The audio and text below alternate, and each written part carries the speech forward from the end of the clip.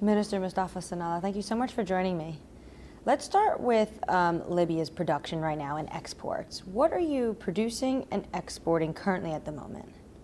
Thank you for the interview. Our production now is enhanced. 2 weeks ago, as you know, we lifted the first measure. Before 2 weeks, our production only was around 900,000 barrels a day. Now in the range of 1.2 million barrels a day. This is the production right now, yes. What about the outlook for the future? Do you think you're going to get it up to, the heights of like 1.6? We are optimistic really for the outlook for 2019. Based on many principles. We have dialogue with our partners, with many IOCs, to increase production for both for oil and gas. So we have not to neglect the gas. This year we have a fantastic program for gas. Already we started, and our production of gas increased compared to last year. Our production of gas is going well. We already start increasing production from some gas field, and also we have plans in this second quarter, exactly, we are going to increase more gas also, and oil as well, yeah. Our plan, we are ambitious to increase the production of oil, yes. You've said the country plans to refurbish the pipelines and raise output in some of the fields to reach that 1.6 million barrels a day. So does this still stand? Are you going to be working with the pipeline networks and refurbishments? Really, we have to work, very heavily on the infrastructure.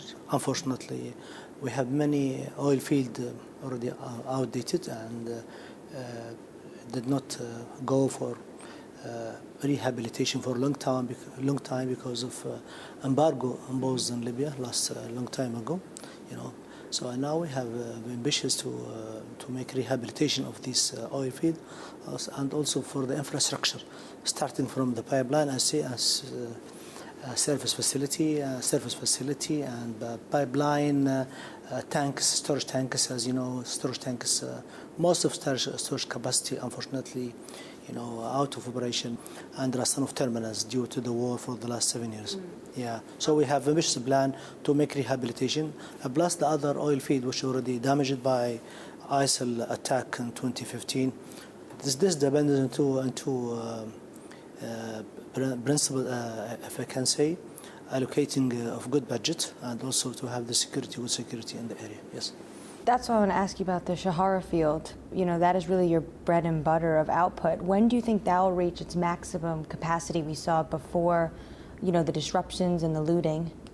Really, our staff working very hard to increase production. Today, production from Sharara is 260,000 barrels a day. Our non-production is about 315, so we still have some lack of production, maybe 60 or 55,000 barrels a day. Our staff now working on this, and we have no workover working on this. And yesterday we exempted from the no-fly zone. This will expedite also coming back of our staff, so they can go and they can make the maintenance required. Unfortunately, many wells were damaged by sabotage actions during this long shutdown. Yeah. The security situation there, are you happy with it at the Shahara field? I think we are more happy now. There's no militia inside, and there's a commitment from Petroleum Facility Guard that they are not going to let any civilian enter to the field, and also no militia will be entering the field, and that's exactly what we need. Our staff are happy, but we have our own assessment always. We have to review always the assessment. We may always we are making always assessment on the adjustments security. Yes, security assessment, as we can say, yes.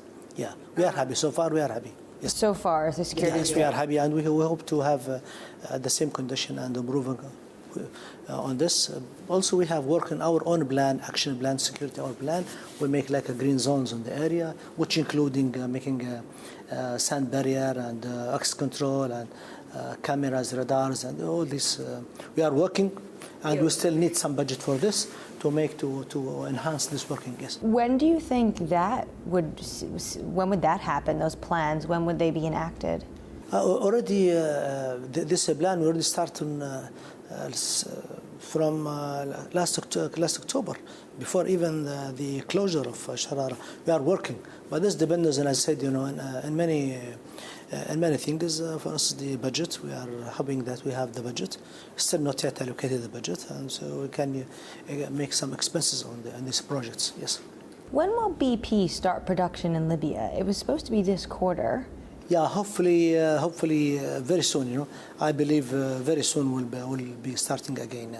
So before the second half of the year starts? Oh, I'm optimistic. Yeah, before that time. Yes, I'm sure. That So before I see you in bearing June. in mind the Okay. situation in that area, the Dams Basin is safe and no any security problem there.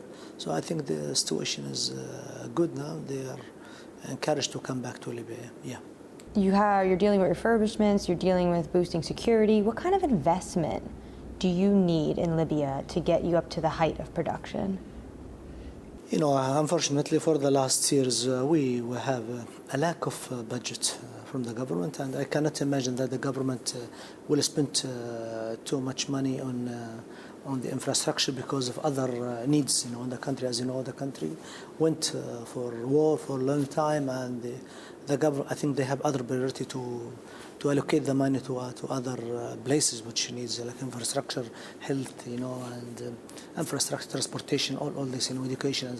So I think we do not expect to have too much money from government. That's why we are focusing on our partners, and we are making deals with our partner how to make the production, how to increase the production, how to sustain the production. So we are focusing about the investment. We are saying about investment to increase production. This also investment on making engineering solution to the operational problem, petroleum operation problem, and also to close the gap, because of technology. Unfortunately, the country and many oil fields, as said, were outdated, unfortunately, because of the embargo long time ago, and also after that we don't have a good budget and not good security. So we are focusing on investment to increase the as I said, increase production, sustain production, and also to invest on the new technology like enhancing oil recovery, and also for the downstream, I have to not forget to focusing more on the petrochemical and fertilizers,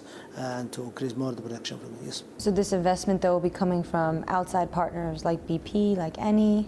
Yeah, our partner, we have the major, our partner are the major in the world, Eni, BP, Repsol, Total, OMV, Suncor. We deal with the giant. Yeah. I wanted to ask you about what happened here at the OPEC meeting. It looks likely that the cuts will certainly last till June, and then maybe in June we'll get this extension to the end of the year. At which stage do you think Libya would contribute to these production curbs? What I can say, Libya is playing an important role on the energy supply to the world.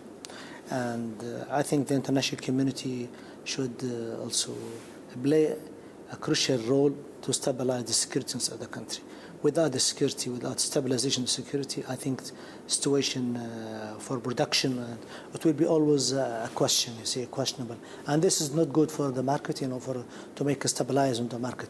What we are focusing, all of us, all our partner, all producer, either OPEC and OPEC, to have always stabilize production in the market. Not too much production glut, and also no under, less production. So I think. So you agree with the cuts? No, not what I'm saying exactly. I think to stabilize. Stabilize, but I think our colleagues on this organization, OPEC and OPEC, understand the situation Libya have passed. Unfortunately, so Libya have to, prosper from after this long conflict. Unfortunately, after long unstabilizing situation in the country, I think all our friends, are understanding the Libyan situation, and this Libyan situation is not different from other, historical situation like with Iraq and with Iraq and Kuwait in a long time when they were also exempted from the production. Right. Yeah, from the cuts. From the cuts. Yes. And finally, I just wanted to ask you, I know you're not going to comment on fellow members, but when you look at the outlook for 2019, are you worried about supply constraints given the sanctions on Venezuela and Iran? As I said, if you look at production, what we can say is Libya is easy oil, so we can produce oil more easily. If the situation permit us, I mean security situation, we have a spare capacity, so we can increase production, as I can say. And also we have other problem, is the budget problem. So hopefully that we can receive our normal budget, so we can invest, we can make the infrastructure, especially for rehabilitation of the oil field. For instance, sometimes, unfortunately, especially this winter, we were hit many times by high winds, and we closed terminal Sidra, Ras Tanuf, Brega, Zwitina, even Hariga, which very, very rare to close because of the bad weather. So why we close, especially in Sidra and Ras Tanuf? Because we have run out of storage capacity.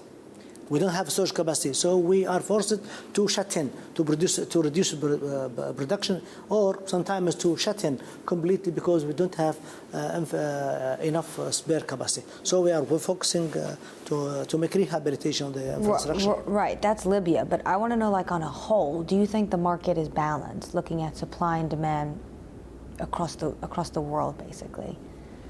I think you see the production, especially from the U.S., is going to the maximum, and what we can. Does that worry you? Oh no, at all. No, we are not worrying. No, we are not worrying at all. But that's why maybe we postponed even the meeting. We were supposed to have a meeting in April in Vienna, but now we postponed it to June. So I think to let the market stabilize for the next 3 months. I think within 3 months the situation will be clear. Yes. Mr. Sanalla, thank you so much for your time. Thank you. Thank you.